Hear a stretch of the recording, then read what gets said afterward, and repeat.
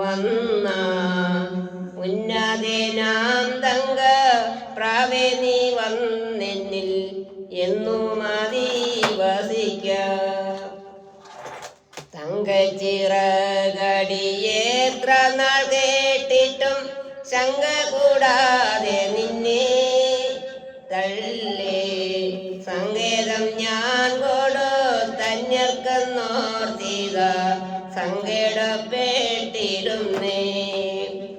കർത്തനെത്രയനുഗ്രഹങ്ങളെയോ നഷ്ടമാക്കി ഈ വിധം ഇന്നും കഷ്ടത തന്നിൽ വലയുന്നു ഞാനിതാ തട്ടിയുണർത്തണമേ.